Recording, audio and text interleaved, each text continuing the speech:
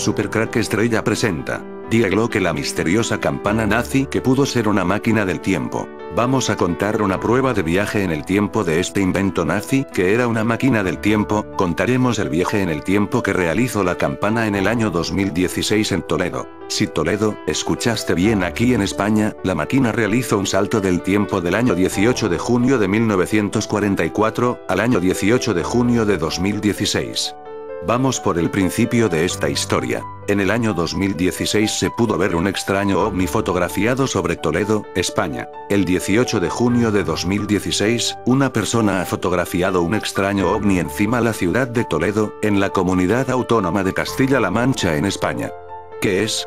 Pues es una campana nazi, ese invento nazi que podía viajar en el tiempo. Testimonio. Fotografiando la ciudad de Toledo y después de descargar las fotos al PC, pude observar un extraño objeto en la torre derecha del alcázar. Tiene forma de cono o campana, parece metálico y la duración pudo ser de apenas unos segundos, puesto que en la siguiente fotografía y en anteriores ya no aparece. En realidad no vi el objeto hasta que bajé la foto al ordenador. ¿Visible si se hace zoom? ¿Qué interés podían tener los nazis en Toledo?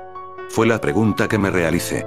Y la segunda pregunta que Supercrack Estrella se hizo fue: ¿ocurrió algo el día 18 de junio relacionado con las nazis?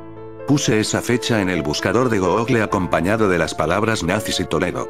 Y surgió como aves fénix en la pantalla un hecho histórico ocurrido el 18 de junio de 1944, el secuestro de la Gestapo en Toledo del diplomático alemán Eberlein. Esta persona, el señor Eberlein, era un protegido de España, por eso su secuestro. Eberlein conocía secretos muy grandes del ejército nazi, secretos como la campana nazi o la mesa del rey Salomón. Por lo visto, los saltos en el tiempo de la campana nazi tienen que ser tanto la llegada como la de salida en la misma fecha. No pueden volver a otra fecha, tiene que ser la misma fecha. Por esta razón se pudo ver la campana nazi en Toledo en el año 2016 con fecha del día 18 de junio, esta es la misma fecha en la el señor Eberlein fue secuestrado en Toledo por la Gestapo en 1944 el 18 de junio. Y el 18 de junio del 2016 se pudo ver la campana nazi en Toledo. Una teoría de la conspiración revela que los nazis pudieron haber creado una máquina del tiempo que fue llevada a Sudamérica. Ya he contado en otros vídeos que puede estar en la que llaman la Isla Ojo en Argentina. Una teoría de la conspiración revela que los nazis pudieron haber creado una máquina del tiempo llamada Die Glocke que fue llevada a Sudamérica en los últimos días de la Segunda Guerra Mundial, aunque otros afirman que fue capturada por los Estados Unidos. Campana Die Glocke. La campana era el primer experimento de un prototipo de motor antigravedad. Una de las cosas que más llama la atención era que este proyecto secreto había sido desarrollado con los nombres de Cronos, tiempo, y Lanterntrager, portador de luz, teniendo referencias en los documentos ultra secretos como puerta del tiempo. La campana de los científicos nazis era supuestamente un dispositivo de viaje en el tiempo con poderes antigravedad. Adolf Hitler encargó el dispositivo que era capaz de viajar en el tiempo y tenía capacidades antigravedad. Al mando de este proyecto estaba el general de las SS Hans Kammler, un ingeniero científico que también había participado en el desarrollo de múltiples proyectos como los misiles V-2, aviones reactores, alas volantes, ovnis nazis, y construcciones subterráneas. Varios científicos nazis murieron durante la prueba del dispositivo. No dejaron rastro. Mientras el ejército de los aliados estaba llegando a la aldea de Ludwigsdorf, hoy llamada Ludwigowitze, el oficial de las Waffen-SS, Karl Sporrenberg, por orden directa de Hitler, llevó a cabo la ejecución de 62 científicos nazis que trabajaban en el proyecto Die Glocke, la cual supuestamente fue enviada a Sudamérica. Pero por los Estados Unidos podría tener también este invento llamado Die Glocke, donde el abuelo de Donald Trump pudo esconder y tener durante mucho tiempo bajo su poder. La campana nazi, Die Glocke. Un proyecto del Tercer Reich que podría haber estado inspirado en los trabajos de Tesla fue la campana o Die Glocke en alemán. La realidad del asesinato de Tesla fue traída a casa, a nosotros, después de escuchar esta presentación de YouTube. Eric Berman le dice a Greg Szymanski el cómo descubrió que su exnovia era hija del ex nazi SS comandante Otto Skorzeny y por lo tanto por casualidad conoció a los ancianos Skorzeny, que había estado viviendo durante años en los Estados Unidos, trabajando como carpintero con una nueva identidad suministrada por la CIA después de huir. Berman, que a veces utiliza el seudónimo de Eric Orion, escuchó una confesión completa de Skorzeny, que estaba llegando al final de su vida y mostró una caja de zapatos llena de un centenar centenar de fotografías para fundamentar sus afirmaciones. Entre un número de otras revelaciones altamente significativas, Berman escuchó de Scorzeni que él personalmente había asfixiado a Nikola Tesla el 06 de enero de 1943, asistido por el igual nazi Reinhard Helen. Tesla entonces tenía 86 años. Según Scorzeni, él y Helen habían engañado a Tesla el día anterior para revelar todos los detalles de sus descubrimientos más importantes. Después del asesinato, robaron el contenido de la caja fuerte de Tesla, y fueron entregados a Hitler. Tenga en cuenta, por supuesto, que el ejército estadounidense habría repatriado todo este tesoro de innovación a través del proyecto Paperclip al final de la guerra. Fue guardaespaldas de Hitler y también un asesino, uno de los muchos infiltrados nazis que fueron llevados a los Estados Unidos después de la Segunda Guerra Mundial, como parte del proyecto Paperclip junto a Reinhard Helen, quien fue uno de los creadores de la CIA. Reciente evidencia ha surgido detallando que Nikola Tesla fue asesinado días después de que él fuera visitado durante todo un día por dos agentes del servicio secreto, Reinhard Helen y Otto Scorzeni. Tras sofocar a Tesla, le robaron todos los planos y documentos. Otto Scorzeni fue guardaespaldas de Hitler y también un asesino, uno de los muchos nazis que fueron filtrados a Estados Unidos después de huir, como parte del proyecto Paperclip. Muchos de estos científicos nazis terminaron trabajando para la NASA, la CIA y otros servicios de secreto de los Estados Unidos. Aunque supuestamente murió en 1975 en España, Scorzeni resurgió en 1999. Otto Scorzeni describió cómo, contrario a los libros de historia escritos por la CIA, ayudó a Hitler a escapar a Austria en un avión pilotado por un piloto femenina, Anna Reitzsch. Hitler no cometió suicidio, relató Scorzeni. Su doble fue disparado entre los ojos, y los registros dentales demostraron que no era Hitler. Los estadounidenses lo mantienen eso en secreto, preocupados ya que la verdad podría enojar a los rusos. El artículo continúa. Tras la muerte de Tesla, la Oficina de Estados Unidos de Propiedad Extranjera, bajo las instrucciones de la Oficina Federal de Investigación, confiscó todos documentos y propiedades de Tesla. Esta fue una maniobra interesante teniendo en cuenta que Tesla era un ciudadano de Estados Unidos.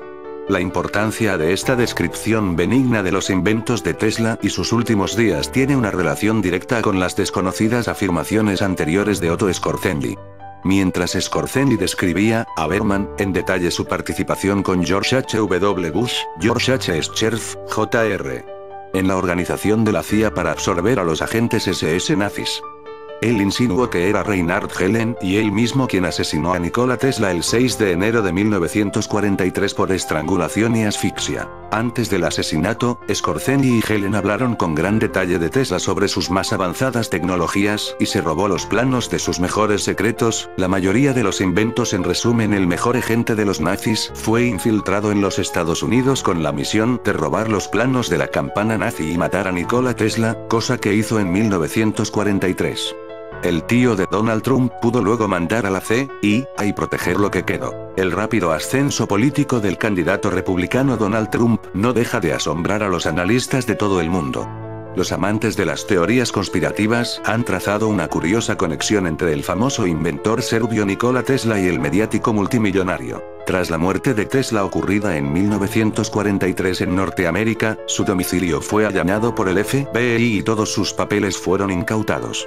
Luego de un exhaustivo análisis, la Agencia Federal de Investigaciones declaró que no había encontrado nada de interés en sus documentos.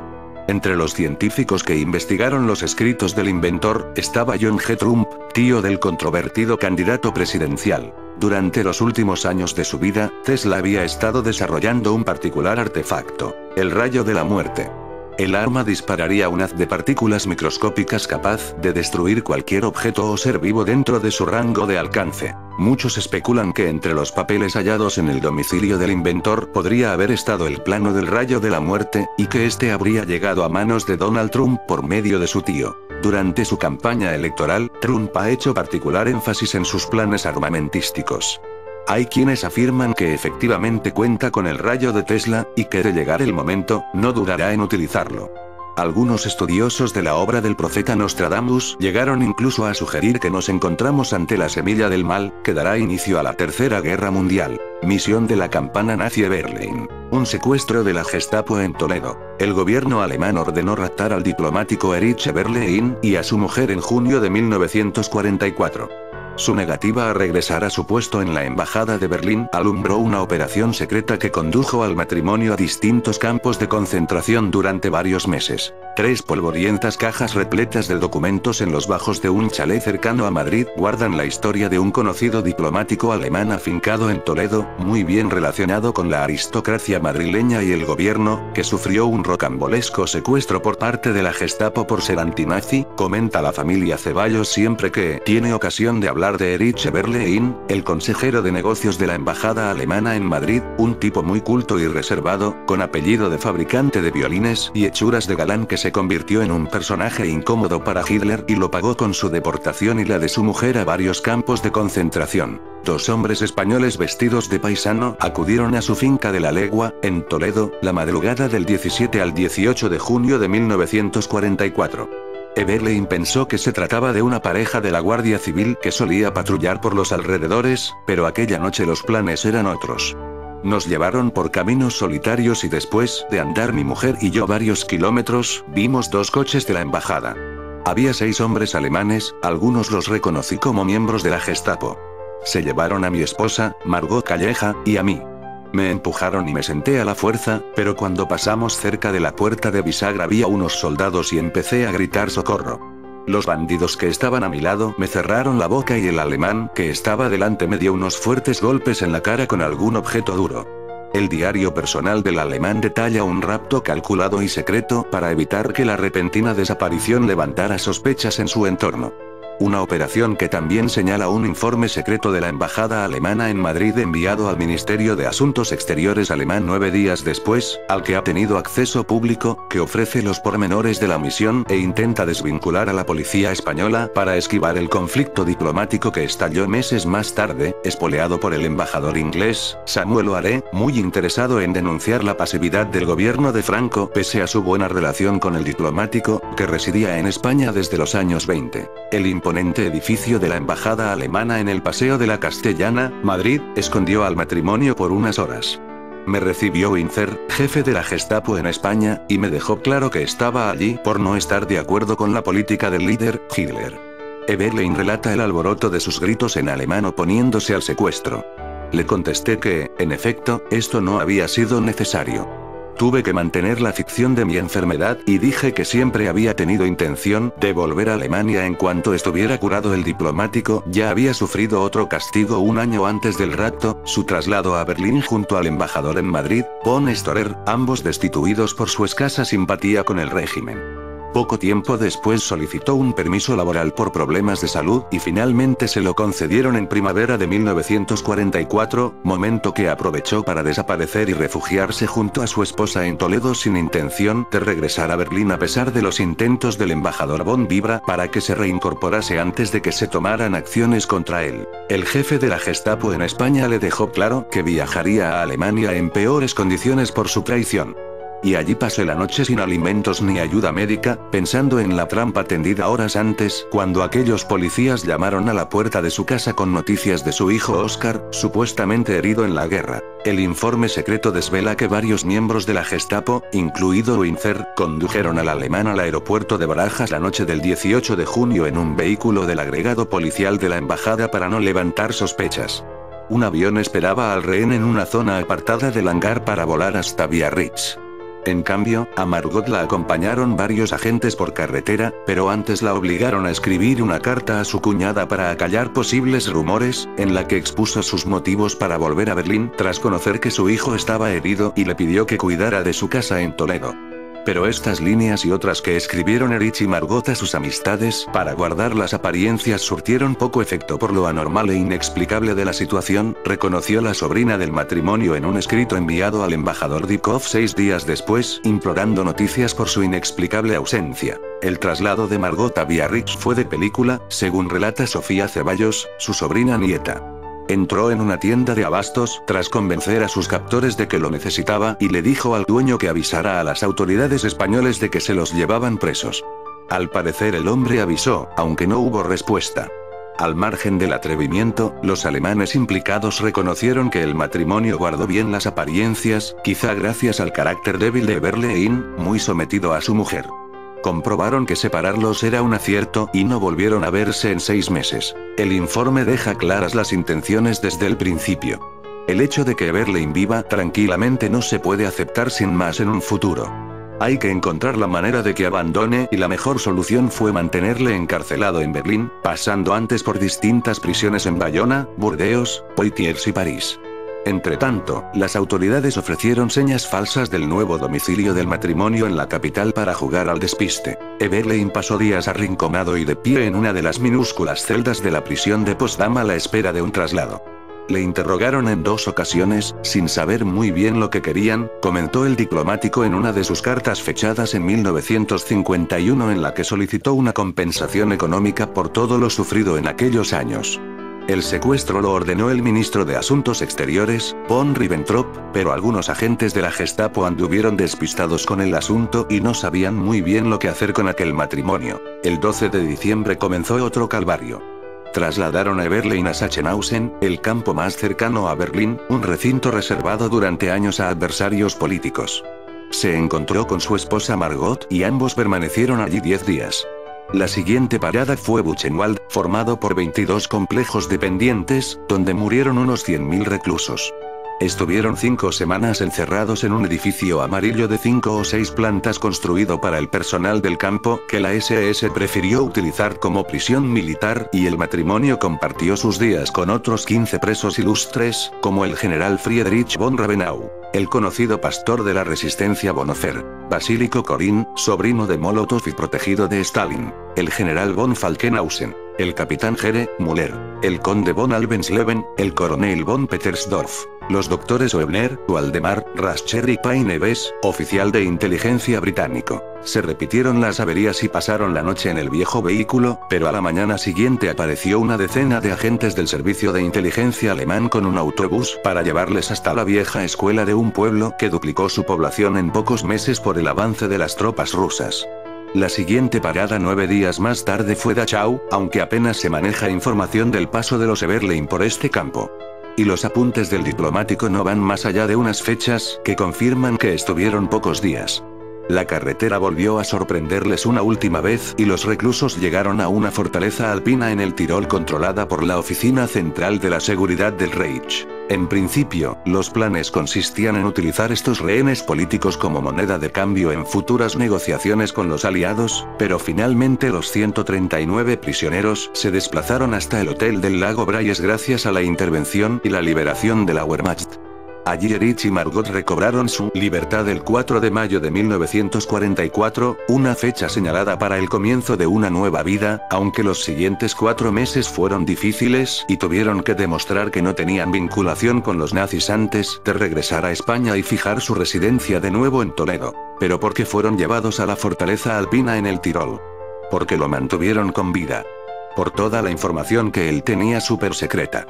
Para ello miremos qué había aquí en la fortaleza alpina en el Tirol. El tercer artefacto con el que se hicieron pruebas fue la conocida como arma vórtice, el cual tenía la finalidad de crear torbellinos para derribar a los aviones aliados. Se construyó en el Instituto Experimental de Lofer, en el Tirol austríaco. Diseñada por el Dr. Zippermeyer, tenía como base un mortero de gran calibre que se hundía en el suelo y disparaba proyectiles cargados de carbón pulverizado y un explosivo de acción lenta, sentencia Lesta. Al parecer, el objetivo que se buscaba con este curioso invento era derribar a los aeroplanos enemigos en el momento en que explotase la mezcla. Este revolucionario artefacto, sin embargo, no surtió efecto en sus primeras pruebas, por lo que se intentó mejorar. Se llegó a la conclusión de que se podrían producir oscuros y enormes torbellinos a base de polvo de carbón con la potencia suficiente para romper las alas y la estructura de los aviones aliados. El alcance del arma se cifró en unos 150 metros, explica el experto en su libro. Según parece, este original cañón no llegó a utilizarse nunca como tal, pero sí algunas armas basadas en el viento. Después de su viaje en el tiempo, la máquina llamada campana nazi fue desde Toledo, España a su base secreta en el Tirol. En el año 2016, el mismo año del avistamiento de la campana nazi en Toledo, se reportó ovnis sobre Austria. El avistamiento de un supuesto ovni en forma de disco, flotando en silencio sobre las ciudades austríacas de Viena y Graz, ha provocado el pánico entre sus habitantes. Incluso varios de los testigos llamaron a la policía para informar sobre una inminente invasión extraterrestre. Y poco después del avistamiento comenzaron a difundirse todo tipo de fotos y vídeos del ovni, con cientos de usuarios declarando que se trataba de la evidencia definitiva de que seres extraterrestres están visitando la Tierra. En uno de los vídeos se puede ver cómo, mientras el misterioso objeto sobrevolaba una de las ciudades austríacas con las luces, hay varias personas mirando con asombro hacia el cielo, mientras toman fotografías y vídeos. En ese mismo momento los medios locales comenzaron a recibir fotos y vídeo de habitantes realmente preocupados. El objeto brillante parecía un clásico platillo volador con luces blancas y púrpuras muy brillantes, y estuvo flotando sobre la ciudad durante varios minutos antes de desaparecer por completo. Aunque la policía de Viena dijo que están investigando lo sucedido, los funcionarios no quisieron pronunciarse sobre la naturaleza del misterioso objeto. Por este motivo, los teóricos de la conspiración alegaron que las autoridades eran conscientes de que el ovni era una nave extraterrestre, pero no querían que la gente supiera la verdad. Sin embargo, los escépticos, incluso con todas las imágenes y vídeos publicados por cientos de personas, dijeron que el misterioso objeto no era una nave extraterrestre. Para ellos lo que sobrevoló varias ciudades austríacas era simplemente un cuadricóptero, un helicóptero multirotor con 4 brazos que a su vez tienen en su parte final un motor y una hélice. Pero los creyentes en el tema ovni dicen que tanto drones, cuadricópteros o cualquier tipo de aeronaves controladas por control remoto están prohibidas en el espacio aéreo de las ciudades. Además, este nuevo avistamiento ha tenido lugar semanas después de que otro ovni apareciera sobre la ciudad de Ginebra, Suiza, donde recordemos está el CERN. Y es que posiblemente estén aquí estas bases secretas donde se controla el tiempo del mundo, llevando al mundo de una realidad a otra, el llamado efecto Mandela, donde nuestras vidas cambian una y otra vez, como aquella película Dark City. Sinopsis. John Murdoch se despierta a medianoche tumbado en la bañera de un hotel, aquejado de una grave amnesia que le impide recordar su pasado, exceptuando pequeños retazos de un idílico y soleado lugar donde se supone que pasó su niñez. Más tarde descubrirá que la falta de recuerdos es el menor de sus problemas, ya que por una parte es perseguido por la policía acusado de ser un asesino en serie de prostitutas, y por otra descubre que la ciudad es manipulada en las sombras por un misterioso grupo llamado los Ocultos. La película nos muestra a los Ocultos, una raza alienígena, similar físicamente a la medusa, incapaz de sobrevivir al aire libre. De este modo utilizan los cuerpos humanos muertos como recipientes para poder moverse por la ciudad. Debido a su mayor evolución han desarrollado la capacidad de modificar la realidad transformando y modificando la forma de la materia, facultad que utilizan para recrear la ciudad cada noche y así adaptarla a las memorias modificadas de sus habitantes humanos. Por otro lado, su superior desarrollo tecnológico les permite borrar y generar recuerdos a base de mezclar los ya existentes en las mentes de los habitantes. Cuentan para ello con la ayuda del Dr. Daniel P. Schreiber, el único humano en la ciudad que retiene sus conocimientos originales de psiquiatría, para ayudarles en la creación de nuevas memorias como si de un proceso artístico se tratara. De esta manera todos los habitantes de la ciudad forman parte de una especie de teatro o representación sin saberlo. Cada una de las personalidades de los moradores de la ciudad es prefabricada con el objeto de observar el comportamiento y desarrollo de un mismo cuerpo / persona con varios juegos de recuerdos totalmente diferentes. El ciclo completo del experimento comienza cada medianoche, momento en que la ciudad se detiene, los humanos caen en una especie de letargo y los ocultos crean o alteran zonas de la ciudad e imprimen nuevos recuerdos a un reducido número de personas. Terminado el trabajo, la ciudad vuelve a funcionar y la gente despierta. Tras un periodo de observación el ciclo vuelve a repetirse sin final aparente. Seremos nosotros los habitantes de Dark City. En fin, amigos de Supercrack Estrella, si el video te gustó, pulgar arriba.